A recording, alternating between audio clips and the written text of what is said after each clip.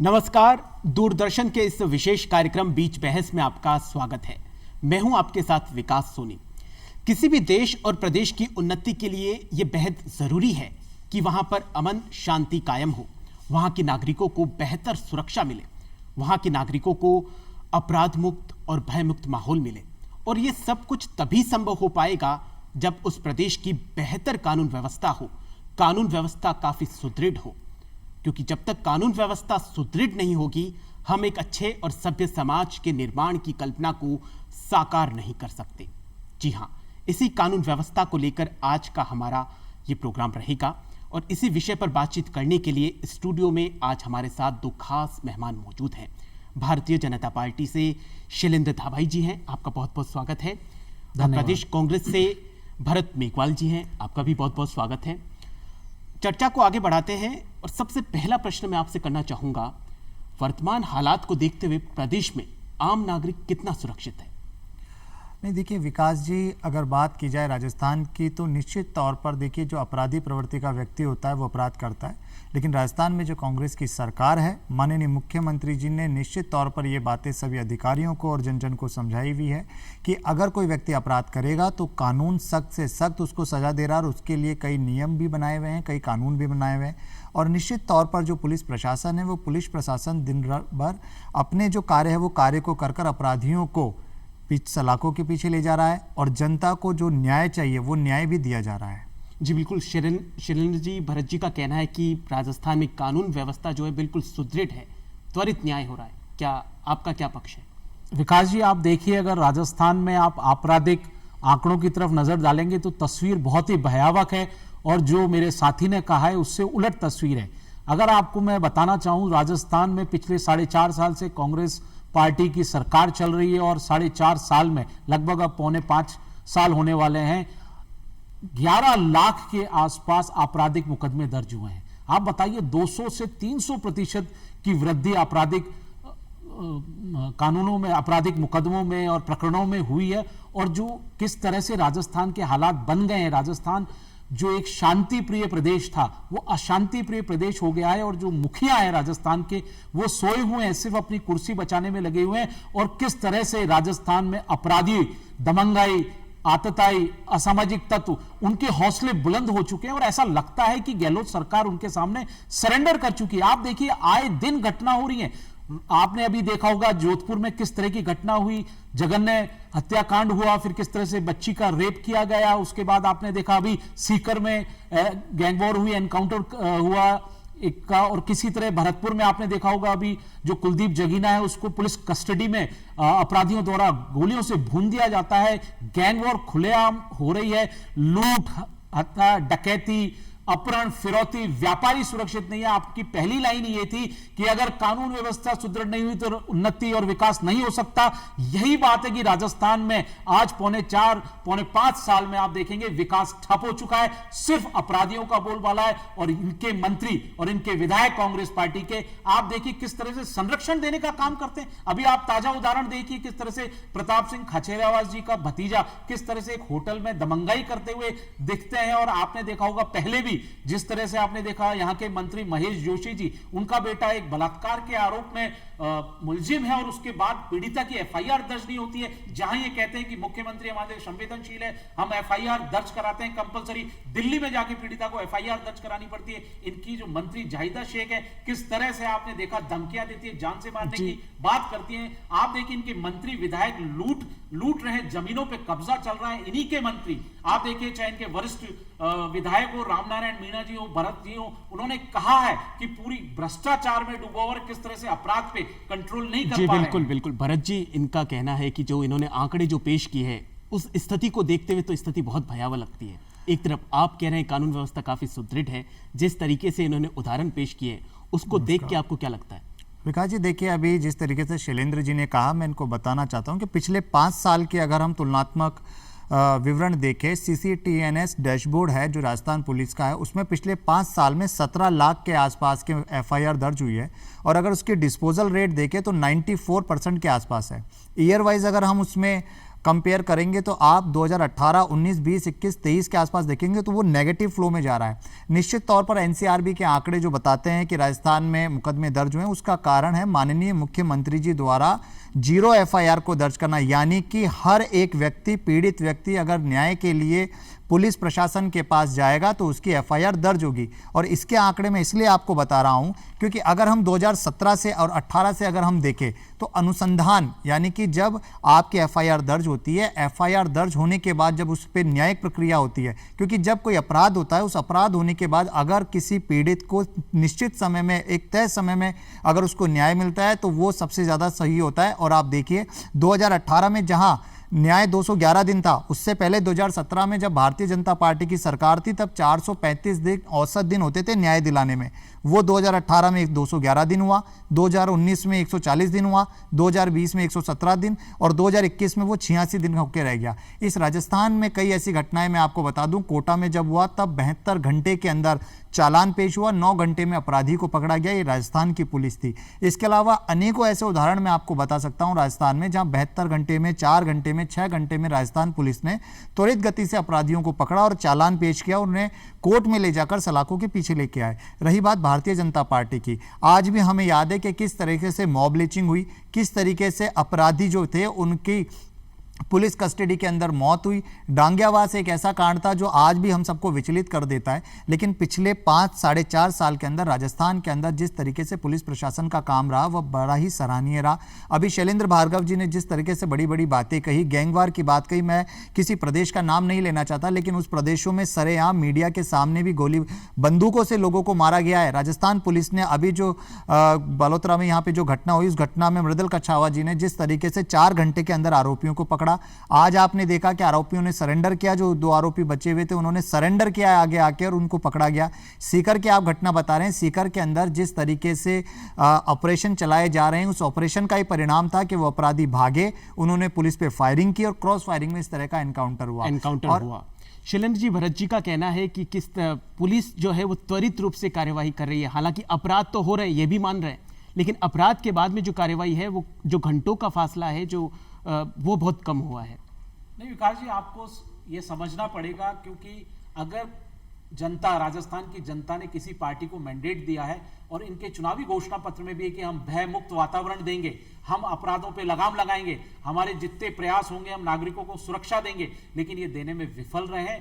आप देखिए, अपराधियों में भय नहीं है, घटनाएं होती हैं, उसके बाद अगर आप कार्रवाई करते हो तो अपनी पीठ थपथपाते हो, तो उस पीठ को थपथपाना नहीं कहते। घटनाएं तो लगातार होती जा रही है, अपराधी बेखौफ घूम रहे हैं, पुलिस का इकबाल खत्म हो चुका है। गहलोत सरकार सिर्फ अपनी कुर्सी बचाने में लगी हुई है और किस तरह से आपने देखा उन्होंने जनता को अपने हाल पर छोड़ दिया। और जोधपुर जो है वो एक अड्डा बन चुका है, अपराधियों का अड्डा बन चुका है। आप देखिए, नागौर हो, बीकानेर हो, किस तरह से अपराधी खुलेआम घूम रहे हैं। जयपुर जैसे कैपिटल में आप देखिए बड़ी बड़ी लूट हो जाती है, हत्याएं हो जाती हैं, और सरकार के नीचे आप देखिए जहां पूरा प्रशासन, मुख्यमंत्री रहते हैं, वहां इस तरह की घटनाएं हो जाती है और पुलिस मूक दर्शक रहती है।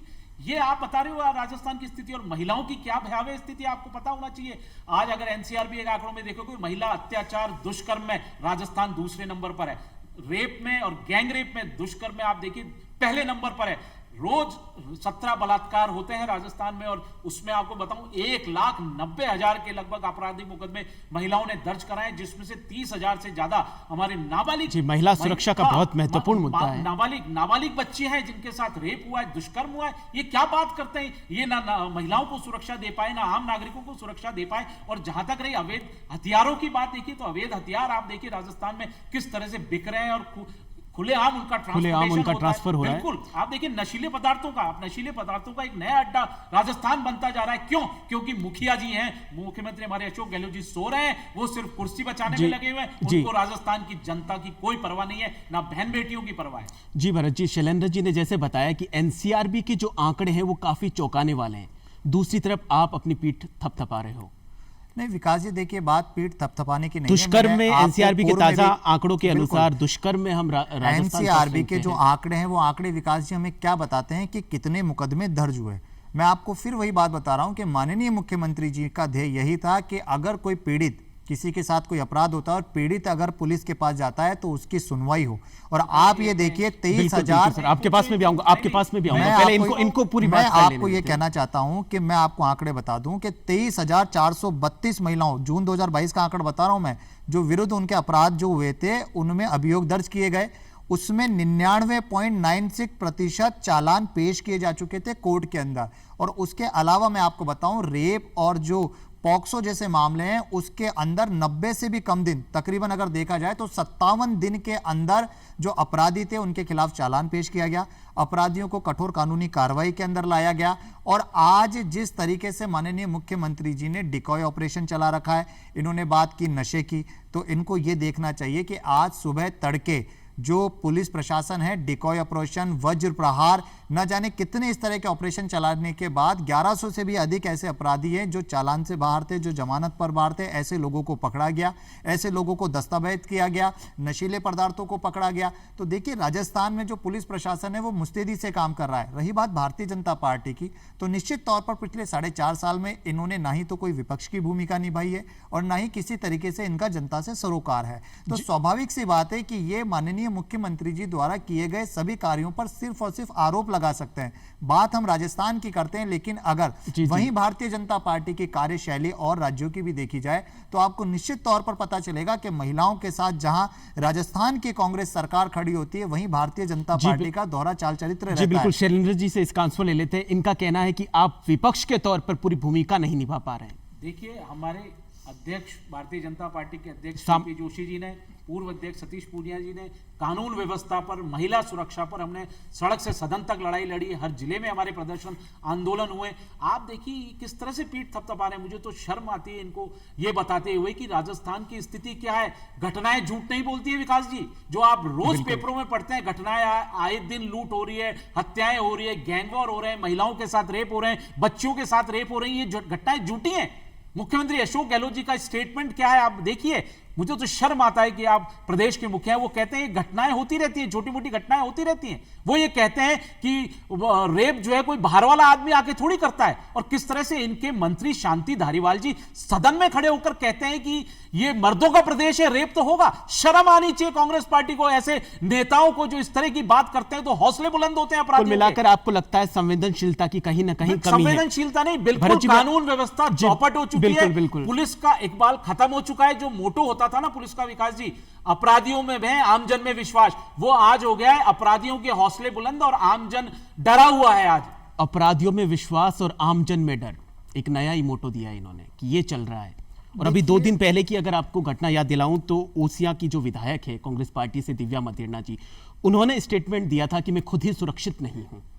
देखिए विकास जी, मैं ऐसा नहीं सोचता कि किसी विधायक महोदया के बयान पर मैं टिप्पणी करूं, लेकिन मैं सरकार का नहीं, महिला सुरक्षा की बात चल रही है, एक विधायक ने ऐसा कहा है। विधायक जी का ये व्यक्तिगत टिप्पणी थी, लेकिन मुझे जैसा लगता है, मैं जो देखता हूं और सरकार जिस तरीके से कार्य कर रही है, मैं उस पर आप ही ये बात बता दूं कि इस्तिगासे के माध्यम से जब भारतीय जनता पार्टी की सरकार हुआ करती थी, तब महिलाओं के, मैं आप बता रहा हूं, जब उनको रिपोर्ट दर्ज कराने जाना पड़ता था तो 33% मामलों में इस्तिगासे यानी 156(3) कोर्ट के माध्यम से रिपोर्ट दर्ज होती थी।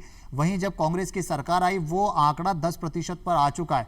न्याय की त्वरित गति से बात की जा रही है। अभी इन्होंने बात कही कि माननीय सदस्य महोदय ने विधानसभा में कोई चीज बोली तो उन्होंने उसके अगले दिन माफी भी मांगी कि मेरे यहां से स्लिप ऑफ टंग था। लेकिन मैं ये पूछना चाहता हूं कि जब इनके गृह मंत्री गुलाब चंद कटारिया जी हुआ करते थे तब उनके ये बयान थे क्या गली गली में थाने खोल दिए जाएंगे। और एक और चीज मैं आपको बता दूं कि माननीय हाई कोर्ट ने 2017 के अंदर भारतीय जनता पार्टी से जुलाई 2017 में प्रसंज्ञान लेते हुए रिपोर्ट मांगी थी कि जो ये संगीन अपराध इतने बढ़ते जा रहे हैं और जिस तरीके से जब अपराधी को पकड़ा जाता है और जब उस अपराधी को पकड़कर उनकी मौतों का आंकड़ा इतना ज्यादा बढ़ गया था भारतीय जनता पार्टी में, उस पर रिपोर्ट माननीय हाई कोर्ट ने मांगी थी। तो कंपैरिजन अगर देखा जाए भारतीय जनता पार्टी और कांग्रेस सरकार की कार्यशैली में तो साफ साफ फर्क आता है कि आज न्याय देने में कांग्रेस सरकार अग्रणी है। राकोका जैसा जो हम लेके मामला आए हैं, महिला सुरक्षा का नहीं है। अगर पेपर लीक की बात की जाए, जो राजस्थान अधीनस्थ सेवा चयन बोर्ड है, उन्होंने जो 1 साल में जितने पेपर कराए हैं उनके 50% पेपर आउट हो गए। तो आप सोचिए, जो बहुत दूर से आता है जयपुर में तैयारी करने के लिए, काफी कुछ सपने लेकर आता है, और जब उसको एक के बाद में एक पेपर आउट लीक हो रहे हैं तो उसके लिए क्या कुछ किया जाए? देखिए क्या कुछ स्टेप उठाया जा रहा है? राजस्थान प्रदेश में मुख्यमंत्री जी ने सदैव कहा कि इस तरह की घटनाएं जो होती हैं वो गलत हैं, वो घटनाएं नहीं होनी चाहिए। और उसी के मद्देनजर देखते हुए विकास जी आप ये देखिए, राजस्थान एकमात्र एक ऐसा राज्य है जहां पर इस तरह की चीजों को रोकने के लिए बिल लाया गया, कानून लाया गया, और उसके बाद अभी इसी विधानसभा सत्र के अंदर उनके प्रावधानों में परिवर्तन करते हुए उम्र कैद की सजा भी उसमें जोड़ी जा रही है। इसके साथ साथ आर्थिक दंड है, सदैव के लिए उनको डिबार किया जाएगा, कोई अधिकारी या कर्मचारी उसमें लिप्त है तो उस पर कार्रवाई की जाएगी। और साथ ही साथ आप ये देखिए कि 200 से ज्यादा गिरफ्तारियां हुई है। मैं आपसे ये बिल्कुल कहना चाहता हूं कि कोई भी भारतीय जनता पार्टी का ऐसा प्रदेश बता दीजिए जहां पर पेपर लीक की एक भी घटना नहीं हुई हो। अगर पेपर लीक की घटना हुई हो तो वहां पर इस तरह का क्या कोई बिल लाया गया हो? निश्चित तौर पर यह घटनाएं नहीं होनी चाहिए। इसको रोकने का प्रयास और जो काम है वो कांग्रेस सरकार कर रही है, क्योंकि कांग्रेस सरकार का ध्येय युवाओं के भविष्य को सुरक्षित रखना। शैलेंद्र जी, भरत जी का कहना है कि हम जो भी घटना हो रही, जैसे पेपर लीक का भी मामला हो, हम कानून पे कानून बना रहे हैं। जो भी उनमें लिप्त है उनको, उनकी धरपकड़ चल रही है, उनकी जो संपत्ति है उनको भी एक्सेप्ट कर रहे हैं। क्या आपको लगता है? मैं आपको जानकारी के लिए बता दूं, जब इन्होंने कानून बनाया ना, उसके अगले दिन ही पेपर लीक होने शुरू हो गए। आप देखिए, इनके शिक्षा मंत्री बीडी कल्ला जी कहते हैं हम बहुत सख्त कानून लेकर आए, अब देखिए आप पेपर लीक नहीं होगा, और अगले 2 दिन बाद ही पेपर लीक हो जाते हैं। कानून के बाद 4 पेपर लीक हो गए। आज राजस्थान का युवा खून के आंसू रो रहा है। विकास जी आप देखिए, 17 बड़े भर्ती परीक्षाओं के पेपर लीक हो गए। 1 करोड़ 30 लाख युवाओं के भविष्य को चकनाचूर करने का काम किया है इन्होंने। उनकी आशाओं, आकांक्षाओं, उनके सपनों को चकनाचूर कर दिया। उनके जो भविष्य उसको बेचने का काम किया है गहलोत सरकार ने। और आप बोलते हैं कि हम कानून लिया है। अरे कानून तब कारगर होता है जब उसका इंप्लीमेंटेशन स्ट्रांग होता है। जब उसका इंप्लीमेंटेशन कौन स्ट्रांग करेगा? एजेंसियां। जब आपकी पुलिस अपराधियों में डर नहीं रहा, दमंगाइयों में डर नहीं रहा, असामाजिक तत्व बेखौफ घूम रहे हैं, जब डर ही नहीं रहा तो किस कानून को आप लागू कराने की बात करते हैं? अब आप कह रहे हो हम राकोका ला रहे हैं। अरे अब आपकी सरकार जा रही है तो अब आप ला रहे हो कि जनता के बीच में हम कैसे जाएंगे? आपने पौने 5 साल तो इस जनता को आपने अपने हाल पर छोड़ दिया। और पूरी तरह से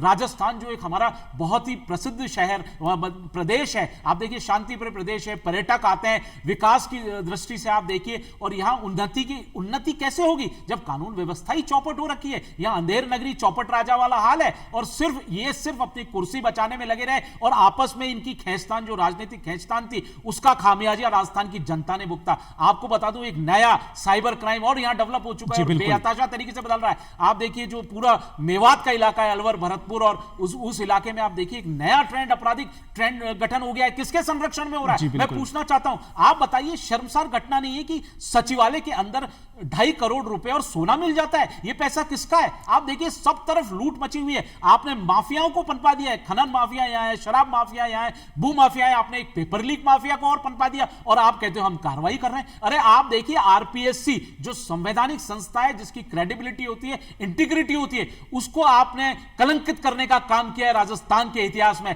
आज उसकी सारी साख खत्म हो चुकी है। वो एक आरपीएससी जो है वो अड्डा बन चुका है भ्रष्टाचार का। आपने देखा 2020 में जो कटारा को किसने लगाया? मुख्यमंत्री जी ने उनको अपॉइंट किया। 2020 के बाद से जितनी भर्ती परीक्षाएं हुई वो सारी कटकरी में आ गई। आपने अभी देखा होगा, एसआई की परीक्षा हुई, एसआई में रिजल्ट आया, एक जिले से 100 लोग पास हो रहे हैं। क्या हालात बना रखी है?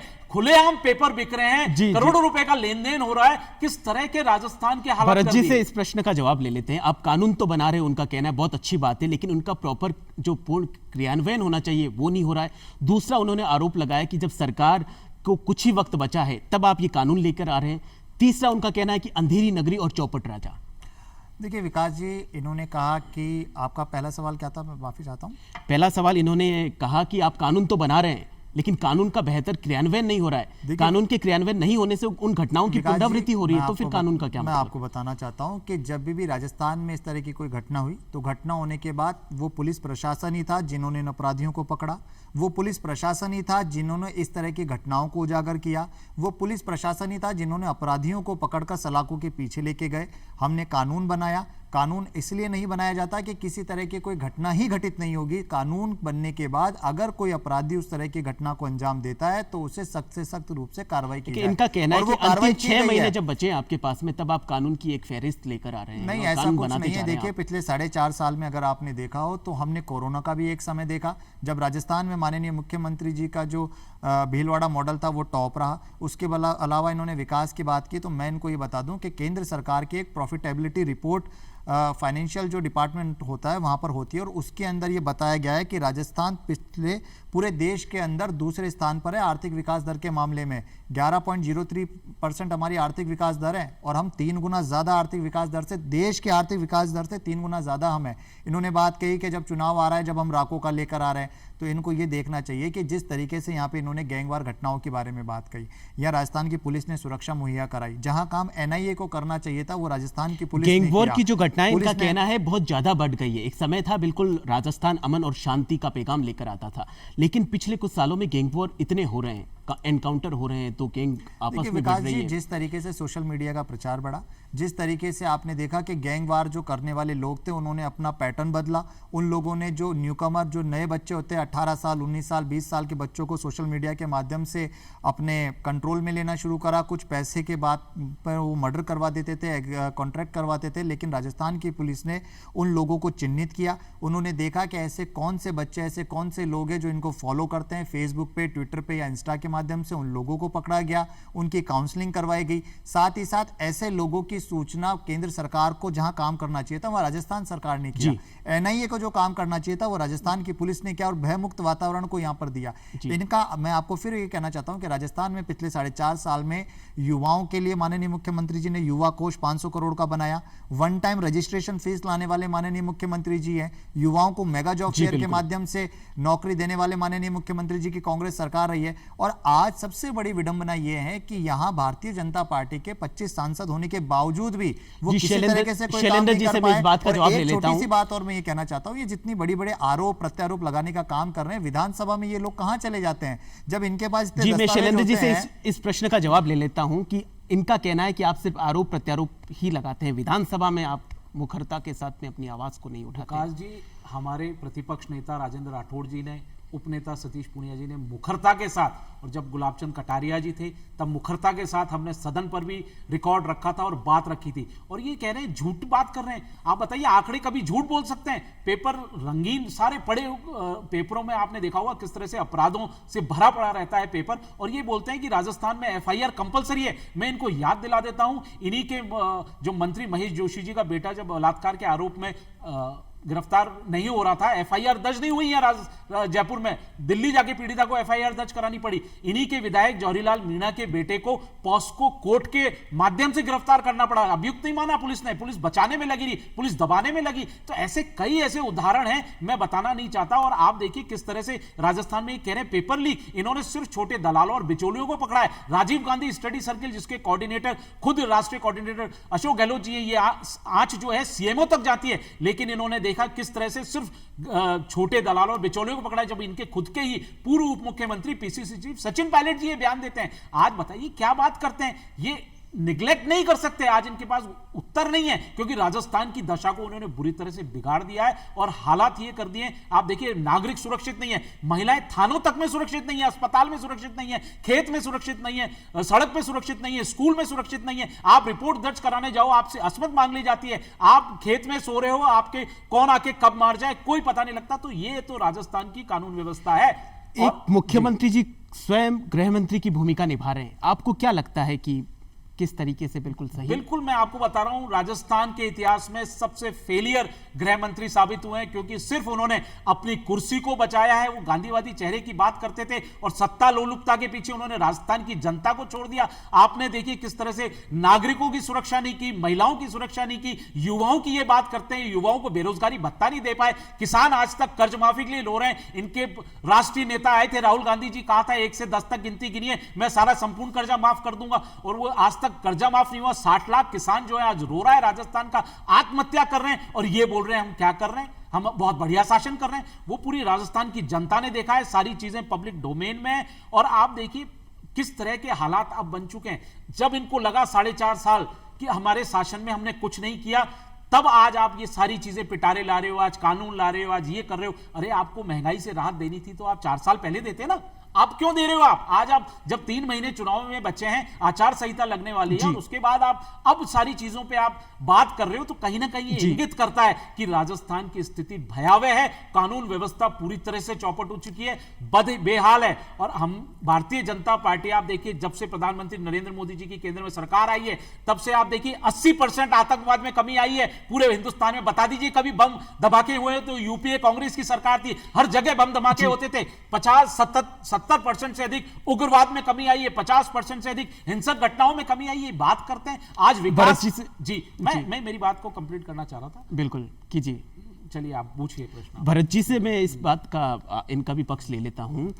इनका कहना है कि मुख्यमंत्री जी खुद गृह मंत्री की भूमिका निभा रहे हैं, तो आपको लगता है कि अगर गृह मंत्री जी राजस्थान सरकार के एक अलग से होते तो इस तरह का जितना भी राजस्थान में क्राइम हो रहा है उसके ऊपर प्रभावी अंकुश लगता? देखिए, बात आती है विकास जी के मंशा की, और जो कांग्रेस पार्टी है, कांग्रेस पार्टी के जितने भी नेता हैं उनकी मंशा सदैव यही रही है कि जिस तरीके से अमन चैन सुकून बना रहे, और अगर कोई किस तरह का अपराध करता है तो उस अपराध पे उसको संगीन जो भी जुर्म वो करता है उसको उसका दंड मिले। इन्होंने भी बात कही, मैं बताना चाहता हूँ राजस्थान में माननीय मुख्यमंत्री जी की ही ऐसी सरकार है जहाँ 4 घंटे में अपराधियों को पकड़ लिया जाता है, और कुछ ऐसे प्रदेश भी होते हैं जहाँ 78 दिन हो जाते हैं महिलाओं को निवस्त्र करके घुमाया जाता है। इनका कहना अपराधियों को पकड़ तो लेते, उसके बाद का जो प्रोसीजर है उसके बाद में भी उन अपराधियों की पुनरावृत्ति हो रही है। इतने हौसले बुलंद क्यों हैं अपराधियों के? अपराध क्यों कर रहे हैं? क्योंकि अपराध गहलोत सरकार का भय नहीं है, पुलिस का भय नहीं है, इकबाल खत्म हो चुका है। इकबाल खत्म हो चुका है। मैं वही तो कह रहा हूँ, इकबाल एक तरफ तो वो देखिए कि 4 घंटे में अपराधियों को पकड़ लिया जाता है, और एक ऐसा प्रदेश है जहां 78 दिन के अंदर भी जहां महिलाओं को निवस्त्र करके घुमाया जाए, वहां के मुख्यमंत्री जी कहते हैं ऐसी घटनाएं बहुत हुई हैं, हमने तो नेट को बंद कर दिया इसलिए सामने नहीं है। तो आप कंपेयर कर सकते हैं कि राजस्थान में महिलाओं के साथ किस तरीके से व्यवहार है, और बाहरी प्रदेश जहां भारतीय जनता पार्टी की सरकार है वहां किस तरीके से मुद्दे सिर्फ महिलाओं के अत्याचार का, लेकिन बात यही आ रही है पेपर लीक यही नहीं है, जो भ्रष्टाचार का मामला है। एसीबी काम कर रही है, लेकिन उनके बाद में एसीबी जिनको पकड़ रही है उसके बाद में उनको अभियोजन स्वीकृति नहीं मिल रही है, तो फिर ऐसे भ्रष्टाचार से लड़ा जा सकता है? ये वही प्रदेश है जब 2016 में भारतीय जनता पार्टी की सरकार थी और तत्कालीन मुख्यमंत्री वसुंधरा राजे थी, उन्होंने एक ऐसा काला कानून लेकर आ रही थी कि भ्रष्टाचार में अगर किसी को पकड़ा जाएगा तो सबसे पहले सीएमओ से उसकी परमिशन ली जाएगी, जिसे काले कानून का भी नाम दिया, जिसे कांग्रेस पार्टी ने सड़क पर उतरकर विरोध किया और उस काले कानून को वापस लेना पड़ा। आज 2018 के बाद आप देखिए राजस्थान ही एक ऐसा प्रदेश है जहां बड़े से बड़े अधिकारी, चाहे वो आईएएस अफसर हो, चाहे वो एक चतुर्श्रेणी कर्मचारी हो, आज एक अगर आम जनता वहां पर बोलती है कि मेरे से भ्रष्टाचार के पैसे मांगे जा रहे हैं, मुझे परेशान किया जा रहा है, तो एसीबी त्वरित गति से कार्रवाई करती है, उसमें कोई चीज नहीं देखी जाती है वो कितना बड़ा अधिकारी है। तो ये चीज बताती है कि राजस्थान में आज किस तरीके से एसीबी कार्य करती है। केंद्र एजेंसियों के अगर आप आंकड़े देखेंगे तो उन लोग कितने मुकदमे दर्ज करते हैं और कितने लोग कन्विक्टेड होते हैं वो आपको देखने को मिलेगा। ऐसे कितने लोग हैं जिनके ऊपर आपराधिक मुकदमे दर्ज होते हैं, जिनके ऊपर भ्रष्टाचार के मुकदमे दर्ज होते हैं, लेकिन जब वो भारतीय जनता पार्टी की शरण में जाते हैं तो वो इस तरीके से धुलकर सामने आ जाते हैं कि उनके सारे आपराधिक रिकॉर्ड समाप्त हो जाते हैं। लेकिन आज राजस्थान में एसीबी से हर कोई व्यक्ति भय खा रहा है, हर एक व्यक्ति को पता है कि एसीबी में अगर हम कंप्लेंट करेंगे तो आज एसीबी कार्रवाई करेगी, और आपने कार्रवाई होते हुए देखा भी है। शैलेंद्र जी, इनका कहना है एसीबी पूर्णतः बहुत अच्छा काम कर रही है कि अपराधियों में बहुत भय है, भ्रष्टाचार बिल्कुल कम हो गया। विकास जी, तभी देश में राजस्थान जो है भ्रष्टाचार में पहले नंबर पर है। आप देखिए अधिकारी कर्मचारी बिना पैसे लिए कोई काम नहीं होते, हर 12 किलोमीटर में भ्रष्टाचार है। कौन सा ऐसा विभाग है, चाहे शिक्षा विभाग हो, स्वास्थ्य विभाग हो, जितने भी तमाम पुलिस विभाग हो, राजस्व विभाग हो, सब जगह भ्रष्टाचार है, बिना पैसे के काम नहीं हो रहा है। तभी तो देश में राजस्थान पहले नंबर पे क्यों है? ये इंटरनेशनल ट्रांसपेरेंसी की रिपोर्ट है। तो आप बताइए कि इन्होंने कार्रवाई कर रहे हैं, ये कह रहे हैं हम कार्रवाई कर रहे हैं, तो इसका मतलब भय ही नहीं है, क्योंकि उनको पता है कि हम साठगांठ कर लेंगे, अभियोजन स्वीकृति मिलेगी नहीं, और उसके बाद उन अधिकारियों को अच्छी पोस्टिंग मिल जाती है। आप देखिए वही अधिकारी जो भ्रष्टाचारी था वही अच्छी पोस्टिंग लेके और सरकार का नुमाइंदा बनके, सरकार का एजेंट बनके काम करता है। तो भ्रष्टाचार में आकंठ डूबा हुआ है गहलोत सरकार, पूरे मंत्री इनके खुद के विधायकों के बयान है। इनके जो विधायक भरत सिंह जी कहते हैं कि सबसे बड़ा अगर खान माफिया, खनन माफिया है, इनका मंत्री, खान मंत्री प्रमोद जैन भाई है, भू माफिया है शांति धारीवाल है। आप देखिए किस तरह से रामनारायण मीणा इनके वरिष्ठ विधायक हैं, वो कहते हैं पूरा गहलोत मंत्रिमंडल जो है वो भ्रष्टाचार में डूबा हुआ है। आप देखिए सचिवालय में 2.5 करोड़ मिल जाते हैं। आप ताज्जुब करिए, जहां सचिवालय में 2.5 करोड़ मिलते हैं जयपुर जैसी जगह, तो आम जगह तो क्या हालात होगी। तो मैं आपको बता रहा हूं राजस्थान की बहुत भयंकर स्थिति है। राजस्थान में अब भारतीय जनता पार्टी ने एक मोटो दिया है, अब अपराध बेलगाम हो चुके हैं, नहीं सहेगा राजस्थान, भ्रष्टाचार नहीं सहेगा राजस्थान, महिलाओं की सुरक्षा हम करेंगे, उनका अपमान नहीं सहेगा राजस्थान, युवाओं के आंसू और परेशान हुए उसको अब नहीं सहेगा राजस्थान। नहीं सहेगा राजस्थान। आप मतलब कांग्रेस सरकार प्रदेश में इतना कुछ कर रही है, इनका कहना है कि इसलिए इन्होंने एक कैंपेन चलाया, नहीं सहेगा राजस्थान। नहीं, इन्होंने कैंपेन जो चलाया है, मुझे लगता है कि नहीं सहेगा राजस्थान, जो भारतीय जनता पार्टी का दोहरा चाल चरित्र है, जो पिछले 4.5 साल में इनके 25 सांसदों से उम्मीद की गई थी, जो केंद्र सरकार से उम्मीद की गई थी, जो भारतीय जनता पार्टी के विपक्ष से उम्मीद की गई थी, उनको बिल्कुल भी जो राजस्थान प्रदेश की जनता है वो नहीं सहेगी। और उसी का परिणाम था कि पिछले 4.5 साल में जो 7 उपचुनाव हुए, उन 7 उपचुनावों में 6 उपचुनाव कांग्रेस पार्टी ने जीते और 3 उपचुनाव तो ऐसे थे इनकी जमानतें जब्त हुई थी। और लास्ट जो अगर चुनाव देखा जाए तो 28,000 से ज्यादा जो मतों से इनको हार का सामना करना पड़ा था। तो विकास जी देखिए, आज जो जनता है 2018 का चुनाव भूल जाते हैं जब 0.50% से भारतीय जनता पार्टी पीछे थी। अगर ना बोले दवाई वोट कम थे। जी बिल्कुल, मैं आप दोनों को यहाँ पे रोकना चाहूंगा। कुल मिलाकर ये आरोप प्रत्यारोप का दौर तो चलता रहेगा। सबसे बड़ी बात यह है कि एक सभ्य समाज के निर्माण के लिए बहुत जरूरी है कि उस प्रदेश की, उस देश की कानून व्यवस्था सुदृढ़ हो। सबको मिलकर इस विषय पर सोचना चाहिए, न सिर्फ सोचना चाहिए बल्कि कदम से कदम मिलाकर इस विषय पर काम भी करना चाहिए। आज के इस प्रोग्राम में फिलहाल के लिए इतना ही। आप यहाँ पधारे, आपका बहुत बहुत धन्यवाद। शैलेंद्र थापाई जी, भरत मेघवाल जी, आप पधारे, आपका बहुत बहुत धन्यवाद। और इसी के साथ आज की प्रोग्राम का हम यहीं पर समापन करते हैं। नमस्कार।